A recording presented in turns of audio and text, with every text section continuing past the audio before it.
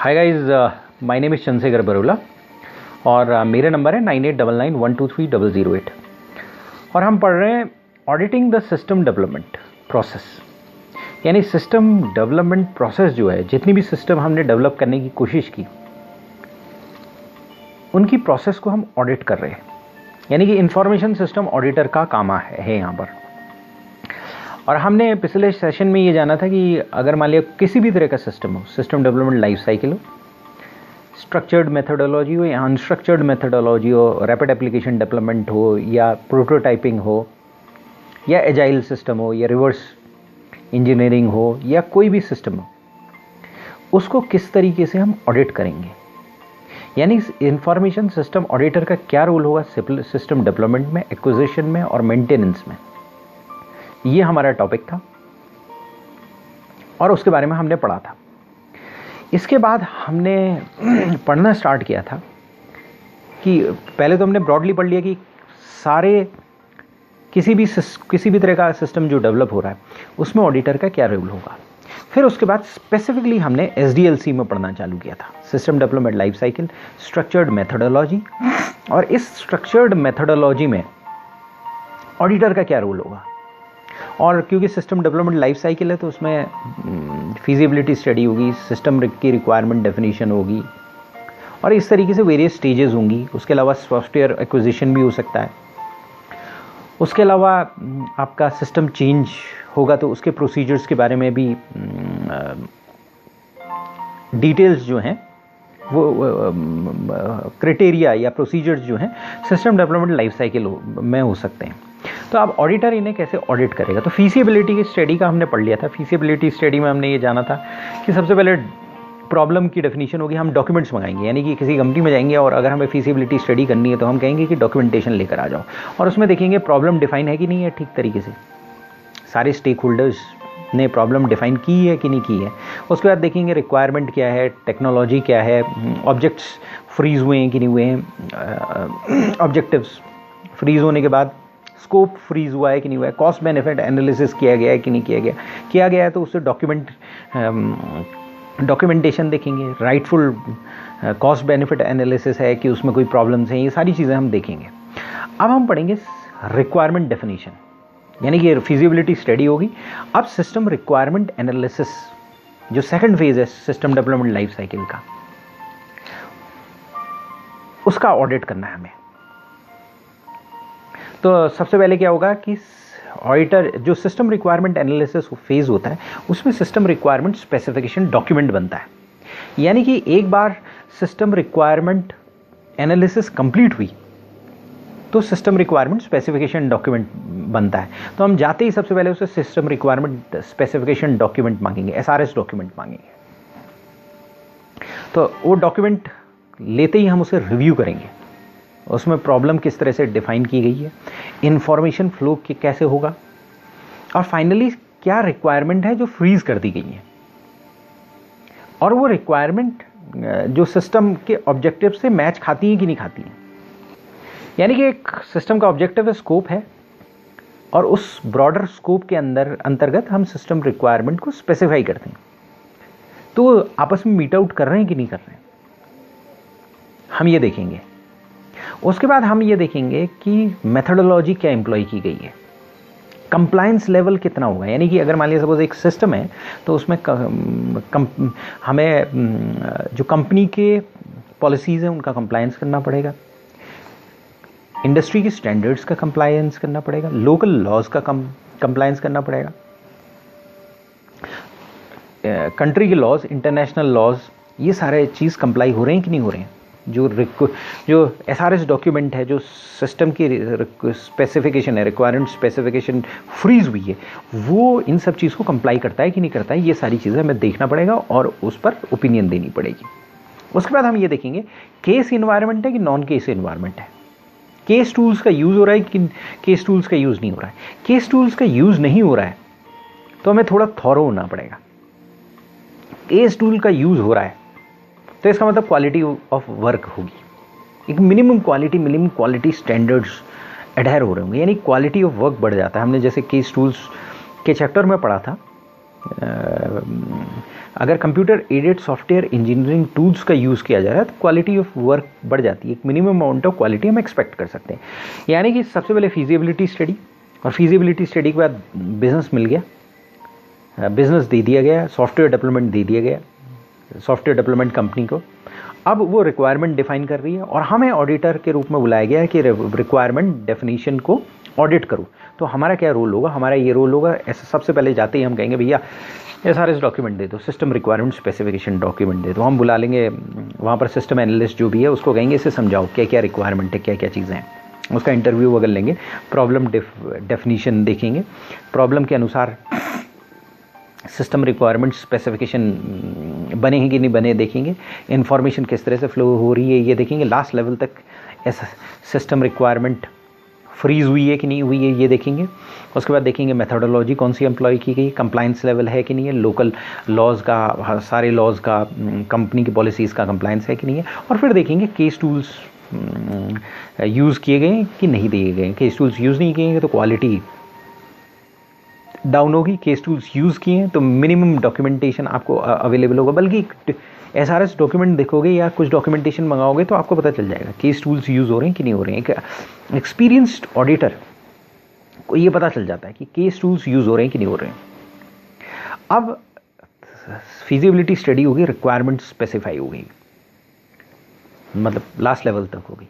अब requirement specification में ये कहा जा सकता है कि भाई सॉफ्टवेयर खरीदना है, सॉफ्टवेयर डेवलप करना है, लेकिन एक पर्टिकुलर हो सकता है एक सॉफ्टवेयर हमें खरीदना भी पड़े। मतलब हम सॉफ्टवेयर डेवलप कर रहे हैं, सॉफ्टवेयर डेवलप करने में हमें कई सॉफ्टवेयर्स खरीदने भी पड़ सकते हैं।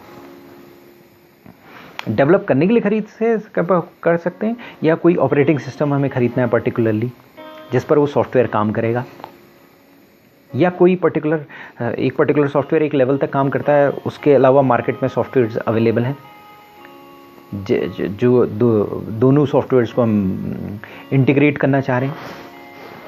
कई सिचुएशन हो सकती हैं। अगर रिक्वायरमेंट एनालिसिस के टाइम पर सिस्टम रिक्वायरमेंट स्पेसिफिकेशन डॉक्यूमेंट में सॉफ्टवेयर परचेज करना है तो हम सॉफ्टवेयर को खरीदेंगे। तो जो सॉफ्टवेयर है, जब फीजिबिलिटी के टाइम पर जो सॉफ्टवेयर का एक्वायर होना जनरली फीजिबिलिटी के टाइम पर होगा, और उसकी स्पेसिफिकेशन SRS डॉक्यूमेंट में होंगी। यानी जब हम फीजिबिलिटी स्टडी कर रहे हैं उसी टाइम पर सॉफ्टवेयर एडिशनल खरीदा जाएगा कि नहीं खरीदा जाएगा इसके बारे में डिसीजन हो जाएगा। एक बार ये डिसाइड हो गया कि सॉफ्टवेयर हमने खरीदना है तो हम देखेंगे कि अगर सॉफ्टवेयर खरीदा जा रहा होगा तो एज एन ऑडिटर हम ये देखेंगे कि फीजिबिलिटी स्टडी से ही ये डिसीजन फ्लो आउट होता है कि नहीं होता है। फीजिबिलिटी स्टडी के डॉक्यूमेंटेशन देखेंगे और वहाँ पर देखेंगे कि ये एक्वायर करने का डिसीजन फीजिबिलिटी स्टडी के टाइम पर फ्लो हो रहा है कि नहीं हो रहा है, क्योंकि फीजिबिलिटी स्टडी ये बताएगी कि फीजिबल है कि नहीं है, इस सॉफ्टवेयर को खरीदना है फीजिबल है कि बनाना फीजिबल है, इसको खरीदें कि नहीं खरीदें, ये सारे डिसीजन फीजिबिलिटी स्टडी के टाइम पर होंगे। तो वहाँ पर फीजिबिलिटी के टाइम पर सारे मेजर डिसीजंस होंगे कि सॉफ्टवेयर खरीदना है कि नहीं खरीदना है, सबकी फीजिबिलिटी स्टडी होगी। क्या जो हम सॉफ्टवेयर डेवलप कर रहे हैं वो फीजिबल है कि नहीं है, ये जो एडिशनल सॉफ्टवेयर हम खरीद रहे हैं ये उस टाइम पर ये हमें बनाने की बजाय खरीदना नेसेसरी है, ये फीजिबिलिटी स्टडी बताएगी। तो ये डिसीजन वहाँ पर होगा। तो फीजिबिलिटी स्टडी कह देती है कि भाई सॉफ्टवेयर खरीदना है, और फिर हमें बिजनेस दे देती है। मान लो बड़ा सॉफ्टवेयर डेवलपमेंट कंपनी को बिजनेस दे देती है, विप्रो इन्फोसिस जैसी कंपनी को बिजनेस दे देती है। अब सिस्टम रिक्वायरमेंट स्पेसिफिकेशन स्टार्ट होती है। तो सिस्टम रिक्वायरमेंट स्पेसिफिकेशन ये बताएगी कि भाई वो सॉफ्टवेयर की स्पेसिफिकेशन क्या है, क्या होनी चाहिए, क्योंकि सिस्टम के अनुसार उसकी स्पेसिफिकेशन होनी चाहिए।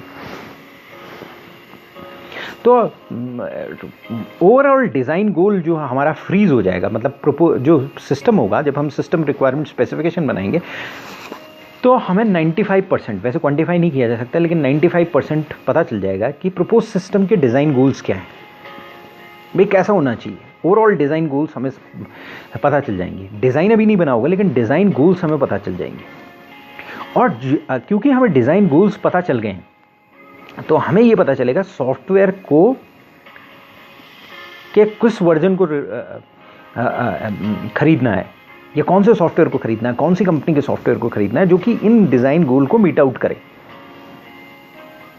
तो एज एन ऑडिटर हमें ये चेक करना पड़ेगा ये बात हो रही है कि नहीं हो रही है। सिस्टम जो हम वर्जन खरीद रहे हैं या जो कंपनी से खरीद रहे हैं या जो सॉफ्टवेयर खरीद रहे हैं वो इन प्रपोज सिस्टम के डिज़ाइन गोल्स को मीट आउट कर रहा है कि नहीं कर रहा है।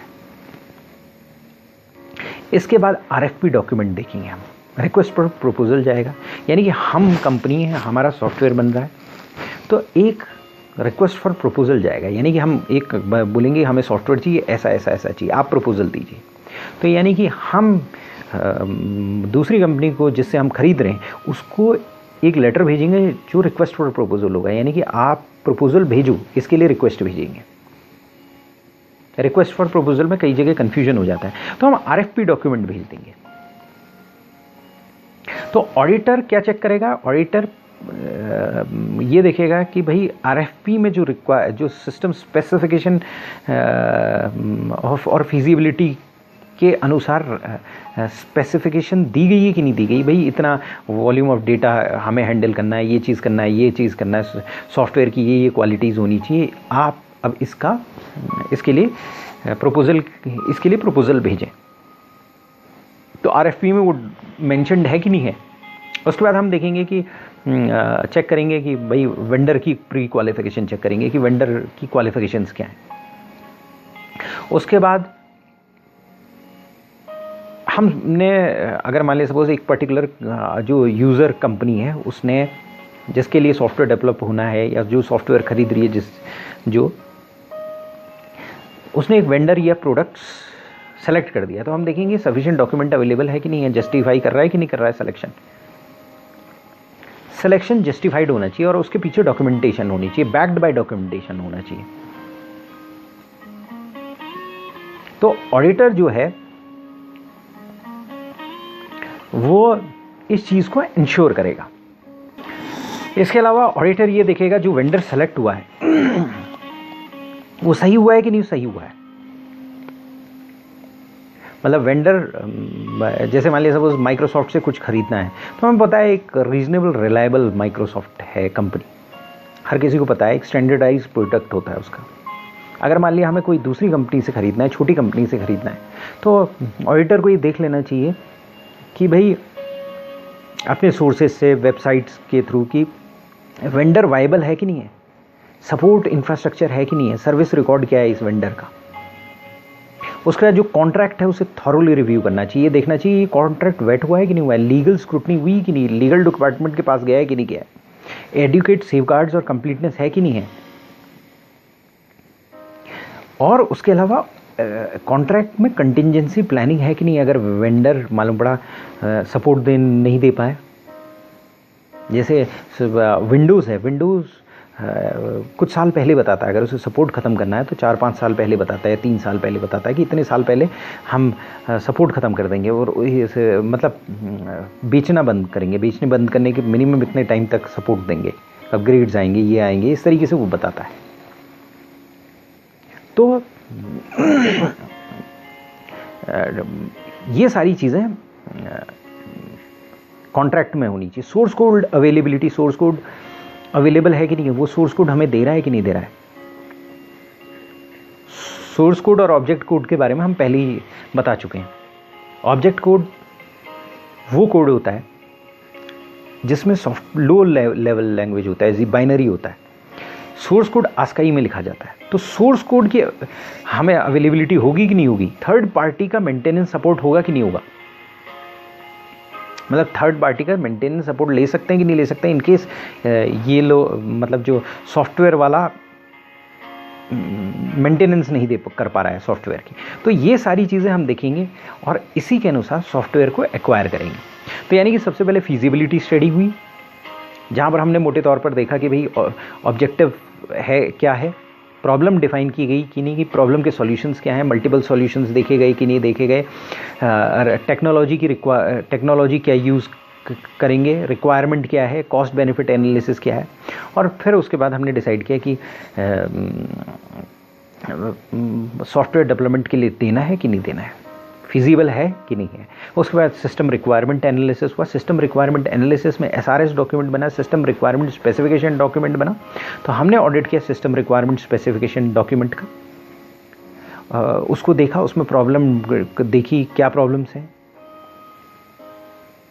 प्रॉब्लम डेफिनेशन देखी, यानी हमने देखा जो प्रॉब्लम डिफाइंड है कि नहीं है, इंफॉर्मेशन फ्लो कैसे हो रही है, केस टूल्स यूज़ किए गए हैं, केस टूल्स यूज़ तो नहीं किए गए हैं, अगर नहीं किए गए तो क्वालिटी के बारे में हमें सोचना पड़ेगा, मेथडोलॉजी कैसी इम्प्लॉय की गई, कंप्लायंस लेवल चेक किया गया है कि नहीं चेक किया। उसके बाद सॉफ्टवेयर एक्विजिशन प्रोसेस।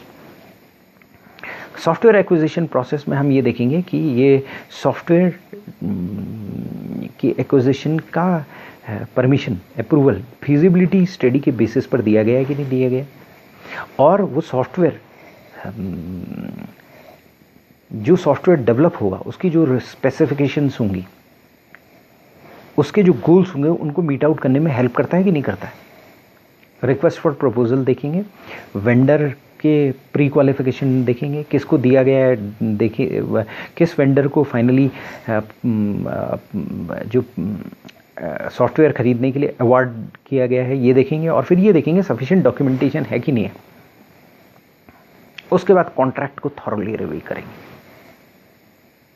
इसके बाद आता है जो अगला हमारी स्टडी में दिया हुआ है, detail design and programming phase, यानी डिज़ाइन फेज और प्रोग्रामिंग फेज, इसको कैसे ऑडिट करेंगे।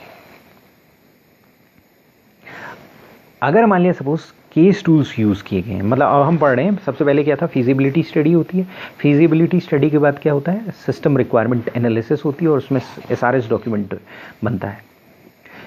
उसके बाद डिज़ाइन होता है और उसके बाद प्रोग्रामिंग होती है। तो अब हम पढ़ रहे हैं डिज़ाइन और प्रोग्रामिंग फेज़ के बारे में, और हमने पढ़ा था कि दो टाइप के इन्वायरमेंट होते हैं, केस इन्वायरमेंट और नॉन केस इन्वायरमेंट। अगर केस इन्वायरमेंट है तो इंफॉर्मेशन सिस्टम ऑडिटर का काम ईजी हो जाएगा, डिज़ाइन और प्रोग्रामिंग फेज में पर्टिकुलरली, क्योंकि केस टूल्स क्वालिटी इंश्योर करते हैं, डिज़ाइन की कंसिस्टेंसी मेंटेन करने की, मिनिमम डिज़ाइन की कंसिस्टेंसी होगी, डिज़ाइन की मिनिमम कंसिस्टेंट डिज़ाइन होगा, और ये ऑडिटर का मेजर कंसर्न होगा।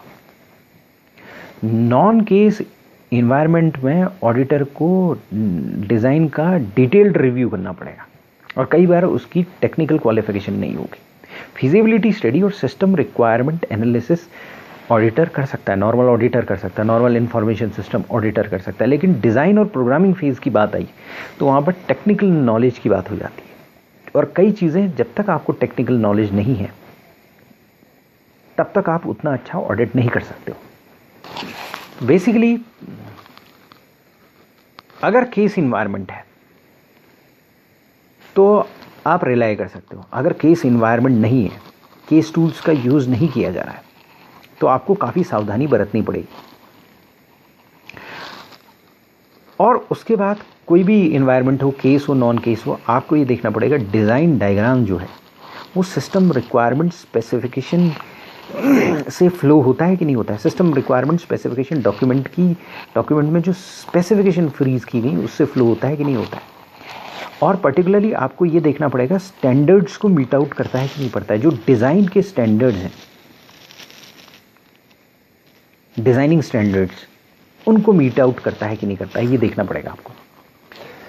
इसके अलावा आपको ये देखना पड़ेगा कि अगर कोई चेंज डिज़ाइन फेज़ में कोई चेंजेस किए गए तो अप्रूवल है कि नहीं है। चेंज मैनेजमेंट, चेंज है तो अप्रूवल होनी चाहिए।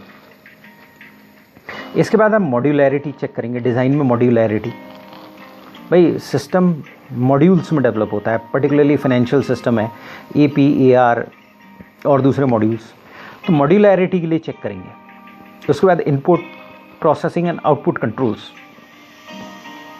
कंट्रोल्स बहुत इंपॉर्टेंट है, कंट्रोल्स नहीं है तो ऑडिटर बेसिकली कंट्रोल्स चेक करता है। जनरली मेनली वो रिस्क इवेलुएट करता है। तो इनपुट प्रोसेसिंग आउटपुट कंट्रोल्स जो हमने पढ़े हैं वो सारे चेक करने हैं हमें। उसके बाद इनपुट स्क्रीन का और आउटपुट स्क्रीन का डिज़ाइन चेक करेंगे हमें। और इनपुट स्क्रीन के डिज़ाइन में और आउटपुट रिपोर्ट्स और स्क्रीन के डिज़ाइन में ऑडिटर काफ़ी सजेशन दे सकता है। नॉर्मल ऑडिटर भी, information system auditor, normal auditor भी, टेक्निकल उतना ज़्यादा उसको नॉलेज नहीं है, कंप्यूटर्स के कोडिंग की उतनी ज़्यादा नॉलेज नहीं है, तो भी वो रिपोर्ट्स के बारे में बहुत सजेशन दे सकता है, क्योंकि वो कई जगह जाएगा, कई जगह रिपोर्ट्स दिखेगा, किस टाइप की रिपोर्ट्स निकलती हैं।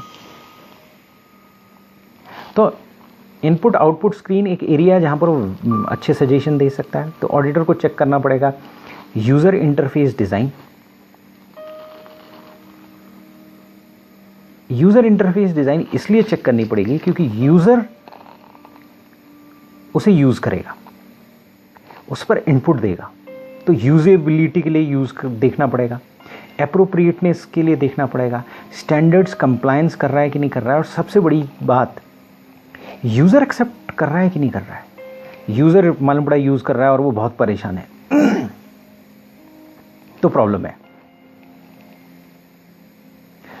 ऑडिट ट्रेल्स बहुत इंपॉर्टेंट है। ऑडिटर को अवेलेबिलिटी और एडिक्वेसी देखनी पड़ेगी डिज़ाइन में। मतलब डिज़ाइन बेटर होना चाहिए, स्टैंडर्डाइज्ड होना चाहिए, ये ऑडिटर को देखना पड़ेगा। इसके बाद अगर कोई हार्डवेयर और सॉफ्टवेयर चूज़ कर रहे हैं, परचेज़ कर रहे हैं, तो ऑडिटर को ये देखना पड़ेगा कि कंपेटेबल हैं कि नहीं है। दूसरा, इंटर ऑपरेबिलिटी है कि नहीं है। जो कोई सॉफ्टवेयर है जो हम बना रहे हैं उसके साथ ऑपरेट हो सकता है कि नहीं है। स्केलेबिलिटी देखनी पड़ेगी, स्केल अप स्केल डाउन कर सकते हैं कि नहीं कर सकते हैं। नंबर ऑफ यूज़र बढ़ गए तो उसे बढ़ा सकते हैं कि नहीं बढ़ा सकते हैं। नंबर ऑफ यूज़र घट गए तो घटा सकते हैं। डेटा बढ़ गया तो बढ़ा सकते हैं। स्केलेबिलिटी ये होती है जो कंडीशंस में वेरिएबल्स बढ़ रहे हैं घट रहे हैं तो वो उसको एकोमोडेट करेगा कि नहीं करेगा, ये देखना पड़ेगा। मतलब जो सॉफ्टवेयर हार्डवेयर खरीद रहे हैं वो स्केलेबल होना चाहिए, उसमें स्केलेबिलिटी होनी चाहिए। यानी अगर यूज़र 10 की जगह 10,000 हो गए, वैसे ये तो एग्जेजरेशन है, 10 की जगह 100 यूज़र हो गए, तो कुछ सिस्टम्स और ले लिया हमने और वो काम कर रहे हैं तो स्केलेबल होता है। स्केलेबल सिस्टम्स जो परफेक्ट स्केलेबल होता है, 10 से 10,000 हो जाए तो उसमें फ़र्क नहीं पड़ता। वैसे ऐसा सिस्टम होना बहुत मुश्किल है, लेकिन ये सिस्टम पर्टिकुलरली सर्वर फार्म्स में होता है। जैसे फेसबुक का सर्वर फार्म है, वहाँ पर क्या है, स्लॉट्स लगाते जाओ और क्या कहते हैं डेटा रखता चला जाता है। नहीं तो दूसरी बिल्डिंग क्रिएट कर दो, वहाँ पर स्लॉट्स बनाते जाओ और वहाँ पर हार्ड डिस्क लगाते चले जाओ पैरेलल में। तो वहाँ वो परफेक्ट स्केलेबिलिटी का एग्जांपल है। तो आपको देखना पड़ेगा स्केलेबल है कि नहीं है। फ्लो चार्ट्स आप चेक करोगे, फ्लो चार्ट्स कैलकुलेशन के लिए चेक करोगे और फिर आप प्रोग्रामर को बुलाओगे और बताओगे यार ये तुम जो प्रोग्राम में इस कैलकुलेशन को कैसे इम्प्लीमेंट करोगे। जैसे टैक्स है, टैक्स की कैलकुलेशन है, तो वो कैसे इम्प्लीमेंट करोगे। मतलब जो प्रोग्रामर प्रोग्रामिंग लैंग्वेज के बारे में जानता है उस प्रोग्रामर को आप बुलाओगे और कहोगे भैया मुझे समझा। उसके बाद एक्सेप्शनल डेटा हैंडलिंग के बारे में आप देखोगे, यानी कि आप ये देखोगे कि एक्सेप्शनल डेटा कैसे हैंडल किया जाता है। उसके बाद यूनिट टेस्ट रिजल्ट्स रिव्यू करोगे और ऑडिटर ये देखेगा कि जो बग्स हैं वो फिक्स की हो चुके हैं कि नहीं हो चुके हैं। बग्स मतलब यानी कि प्रोग्रामिंग बग्स, प्रॉब्लम्स जो होती हैं वो फिक्स हो चुके हैं कि नहीं हो चुके हैं, ये देखोगे। इसके बाद टेस्टिंग फेज आती है, यानी आपने डेवलप कर दिया, अब आप टेस्ट करोगे। टेस्टिंग फेज में आप क्या टेस्ट करोगे। सबसे पहले आप कंप्लीटनेस के लिए टेस्ट करोगे, टेस्ट प्लान बनाओगे कंप्लीटनेस के लिए कि प्रोग्राम हर तरीके से कंप्लीट है कि नहीं है। उसके बाद आप ये देखोगे जो साइक्लिकल प्रोसेसिंग होती है, यानी कि मंथ एंड रिपोर्ट है जैसे, उसको वेरीफाई करोगे। सिक्योरिटी फंक्शंस हैं प्रोग्राम के, उसको वेरीफाई करोगे। तो बेसिकली टेस्टिंग फेज में ये सारी चीज़ें आप टेस्ट करोगे। उसके बाद इम्प्लीमेंटेशन फेज होता है।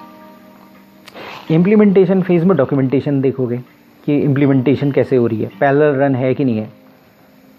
और अगर बाद में आप देख रहे हो तो आप ये देखोगे पैरेलल रन हुआ कि नहीं हुआ, उसके डॉक्यूमेंटेशन देखोगे। ऑपरेटिंग प्रोसीजर्स क्या थे,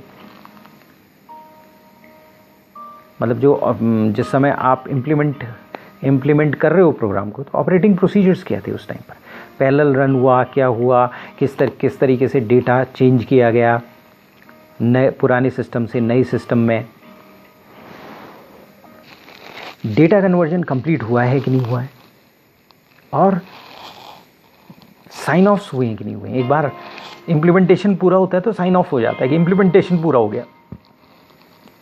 यूज़र साइन ऑफ करता है, सॉफ्टवेयर बनाने वाला साइन ऑफ करता है, और जो यूज़र मैनेजमेंट है वो साइन ऑफ करता है कि इम्प्लीमेंटेशन फेज़ पूरा हो गया। उसका डॉक्यूमेंटेशन होता है, मतलब सिस्टम डॉक्यूमेंटेशन होते हैं, यूज़र डॉक्यूमेंटेशन होते हैं, और उसके अलावा सिस्टम कंप्लीट हुआ है कि नहीं हुआ है उसके डॉक्यूमेंट्स होते हैं। तो उनमें साइन ऑफ होना चाहिए कि सब सेटिस्फाइड है, इम्प्लीमेंटेशन फेज़ सही तरीके से पूरा हुआ है। इसके बाद आता है पोस्ट इम्प्लीमेंटेशन रिव्यू, यानी कि सिस्टम आप इम्प्लीमेंट हो चुका है, आप ऑडिटर के रूप में सिस्टम को ऑडिट कर रहे हो। तो आप क्या ऑडिट करोगे? आप ये देखोगे कि सिस्टम ऑब्जेक्टिव्स फुलफिल कर रहा है कि नहीं कर रहा है जो इनिशियली स्पेसिफाइड हैं, यानी फीजिबिलिटी स्टडी और सिस्टम रिक्वायरमेंट स्पेसिफिकेशन आप देख लोगे, और वहाँ पर देखोगे जो सिस्टम के ऑब्जेक्टिव्स थे या स्कोप थे वो सिस्टम फुलफिल कर रहा है कि नहीं कर रहा है। अगर फुलफिल कर रहा है ठीक है, फुलफिल नहीं कर रहा है प्रॉब्लम है। उसके अलावा आप कुछ चीज़ें और चेक करोगे पोस्ट इम्प्लीमेंटेशन रिव्यू में। चेंज कंट्रोल प्रोसीजर देखोगे, अगर कोई चेंजेस करना है, क्योंकि चेंज होता रहेगा। जैसा कि हमने जाना कि सॉफ्टवेयर हमेशा अपग्रेड होगा, क्योंकि इंफॉर्मेशन टेक्नोलॉजी चेंजेस बड़ी तेज़ी से ला रही है। तो चेंज कंट्रोल प्रोसीजर्स देखोगे कि चेंजेस तो होने ही होने। चेंज लाइफ मतलब चेंज है, सॉफ्टवेयर मतलब तो बहुत ज़्यादा चेंज है। एक आदमी 80 साल तक जिंदा रह सकता है, लेकिन सॉफ्टवेयर 4, 5, 6, 7 फिर नया वर्जन, तो चेंजेस होंगे। तो चेंज कंट्रोल प्रोसीजर्स होगा। तो डिज़ाइन के अनुसार फंक्शन हो रहा है कि नहीं हो रहा है। ऑपरेटर के एरर लॉग्स देखोगे, क्या क्या एरर्स आ रहे हैं ये देखोगे। उसके बाद हमारी स्टडी कहती है सिस्टम चेंज प्रोसीजर और प्रोग्राम माइग्रेशन प्रोसेस को कैसे ऑडिट करोगे। तो ये चीज़ें जो सिस्टम चेंज प्रोसीजर और सिस्टम माइग्रेशन प्रोसेस जो है ये पीरियोडिक बेसिस पर ऑडिटर चेक कर सकता है। तो चेंजेस में क्या चेक करेगा, वो ऑथराइजेशन चेक करेगा, मतलब किस तरीके से चेंजेस ट्रैक किए जाते हैं, कैसे उन्हें प्रायोरिटाइज किया जाता है, और उन्हें कौन ऑथराइज करता है। अगर कोई चेंजेस होंगे तो भाई चेंजेस को ट्रैक करना पड़ेगा। सॉफ्टवेयर वर्जन 1 वर्जन 2 बीच में क्या कैसे चेंजेस हुए, क्या फीडबैक आया। अगर कोई वर्जन दूसरे वर्जन के चलने से पहले बीच में सॉफ्टवेयर ट्रांजिशनल स्टेट में होगा डेवलपमेंट के, मतलब सॉफ्टवेयर डेवलप हो गया, कोई चेंज करना है तो ट्रांजिशनल आपने कुछ चेंजेस किए, सॉफ्टवेयर डेवलपर ने कुछ चेंजेस किए, उसके बाद यूज़र के पास गया, यूज़र को वो पसंद नहीं आया तो वो भी होना चाहिए। और फाइनली जब यूज़र को पसंद आया और सॉफ्टवेयर में कुछ चेंजेस हमने किए, फाइनल चेंजेस किए, जो फाइनल प्रोग्रामिंग है जो इम्प्लीमेंट हो गई, वो दोनों वर्जन और वो जो बीच का वर्जन है, तीनों चीज़ें ट्रैक होनी चाहिए। उसके बाद ऑथराइजेशन है, तो अप्रोप्रिएट आदमी ने अथॉरिटी दी है कि नहीं दी है। उसके बाद चेंज हिस्ट्री बनेगी, प्रोग्राम चेंज हिस्ट्री बनेगी, कब चेंज हुए, किसने चेंज किया, क्या हुआ, सारी एक हिस्ट्री, एक मैट्रिक्स बनेगा, वो भी होना चाहिए। उसको ऑडिट करोगे कि है कि नहीं है तो ठीक है कि नहीं है, स्टैंडर्ड्स के अनुसार है कि नहीं है। प्रोग्राम और डॉक्यूमेंटेशन वर्जन चेक करोगे, किसी प्रोग्राम के पर्टिकुलर वर्जन के करस्पॉन्डिंग डॉक्यूमेंटेशन है कि नहीं है। मालूम पड़ा डॉक्यूमेंटेशन तो किसी और वर्जन की, प्रोग्राम कोई और वर्जन है, तो डॉक्यूमेंटेशन में जो वर्जन लिखा हुआ है ऊपर हेडिंग में और जो प्रोग्राम का वर्जन है वो मैच कर रहा है कि नहीं कर रहा है, ये चेक करोगे। एक्सेस कंट्रोल प्रोसीजर्स चेक करोगे। आपने कोड्स रखे हुए हैं, सोर्स कोड रखा है, एग्जीक्यूटेबल कोड रखा है प्रोडक्शन डायरेक्टरी में, तो कौन उसे एक्सेस कर सकता है। एक्सेस कंट्रोल प्रोसीजर्स वहाँ पर चेक करोगे। इमरजेंसी चेंजेस के लिए प्रोसीजर्स चेंज करोगे। लॉगिन आईडी जो इमरजेंसी के लिए बनी हुई हैं उनकी सिक्योरिटी चेंज करोगे। उसके बाद करंट वर्जन जो है उसका सोर्स कोड और एग्जीक्यूटेबल कोड सेम है कि नहीं है, मैच कर रहा है कि नहीं कर रहा है। जो सोर्स कोड जो एग्जीक्यूटेबल कोड है प्रोडक्शन डायरेक्टरी में, यानी जो प्रोड्यूस हो रहा है, जो काम कर रहा है, जो एग्जीक्यूटेबल कोड काम कर रहा है, 0101 के टर्म्स में जो लैंग्वेज में कोड एग्जीक्यूट हो रहा है, यानी कि कंप्यूटर बाइनरी लैंग्वेज समझता है, एग्जीक्यूटेबल कोड बाइनरी लैंग्वेज में होता है। तो वो जो एग्जीक्यूटेबल कोड है उसके करस्पॉन्डिंग जो सोर्स कोड है वो है कि नहीं है, और वो ये करंट वर्जन है कि नहीं है। ये आप चेक करोगे। इसके बाद हमारी स्टडी एक और चीज़ कहती है, मतलब अगला टॉपिक है वो है प्रोजेक्ट मैनेजमेंट को आप कैसे ऑडिट करोगे। तो बेसिकली जो प्रोजेक्ट है, मतलब SDLC में जो अलग अलग फेजेज हैं, सिस्टम डेवलपमेंट लाइफ साइकिल में अलग अलग फेजेज हैं, उसका ऑडिट तो कर ही रहे हो, लेकिन आपको ये रिकॉग्नाइज करना पड़ेगा कि अलग अलग फेजेस में अलग अलग रिस्क होते हैं। तो बेसिकली आपको अलग अलग फेजेस के रिस्क के बारे में उस रिस्क को इवेल्युएट करना पड़ेगा।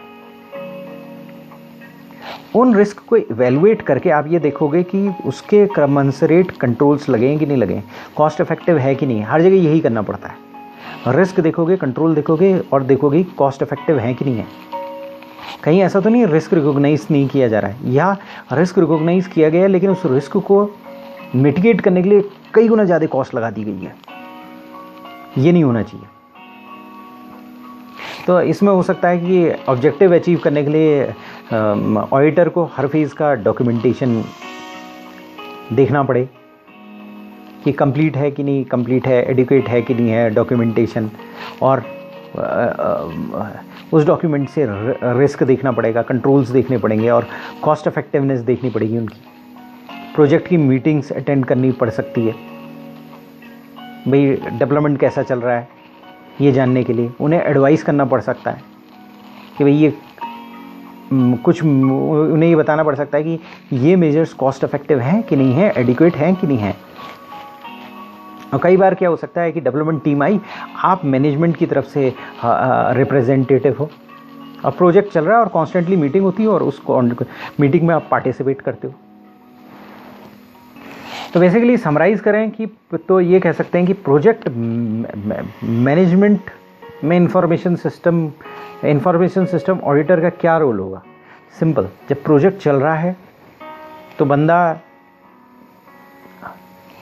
प्रोजेक्ट को कॉन्स्टेंटली देखता रहेगा, ऑडिट करता रहेगा और देखेगा प्रोजेक्ट के ऑब्जेक्टिव मीट आउट हो रहे हैं कि नहीं हो रहे हैं, और रिस्क कम से कम हो रहा है कि नहीं हो रहा है, कॉस्ट इफेक्टिवनेस मीट आउट हो रही है कि नहीं हो रही है। 3 चीज़ें, कॉस्ट इफेक्टिवनेस देखेगा, रिस्क है तो वो देखेगा रिस्क के कमेंसरेट कंट्रोल्स लगें कि नहीं लगें, और ये रिस्क और कॉस्ट के बीच में जो कंट्रोल्स लगने की कोई कॉस्ट होगी तो वो कॉस्ट सही कॉस्ट है कि नहीं है, और प्रोजेक्ट सही चल रहा है कि नहीं चल रहा है,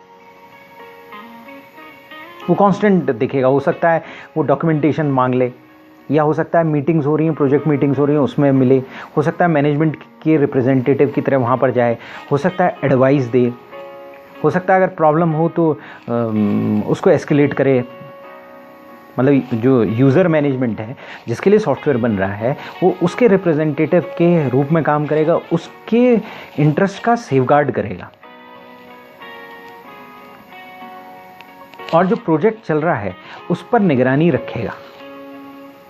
ये रोल है इंफॉर्मेशन सिस्टम ऑडिटर का प्रोजेक्ट मैनेजमेंट में। अगर ये समझ के चलेंगे तो ये आपको टॉपिक कंप्लीटली समझ में आ जाएगा कि प्रोजेक्ट मैनेजमेंट में ऑडिटर कंटिन्यूसली देख रहा है, उसकी एक एक्सपर्टीज़ है, उसने कई जगह ऑडिट किया है, और अब वो ये देख रहा है कि सही तरीके से सही चीज़ें हो रही हैं कि नहीं हो रही हैं, कॉस्ट बच रही है कि नहीं बच रही है, रिस्क कम हो रहे हैं कि नहीं हो रहे हैं, रिस्क वर्सेस कंट्रोल सही तरीके से है कि नहीं है, रिस्क और कंट्रोल्स में बैलेंस है कि नहीं है, कॉस्ट इफेक्टिवनेस है कि नहीं है। ये इंफॉर्मेशन सिस्टम का ऑडिटर का काम होगा। थैंक्स।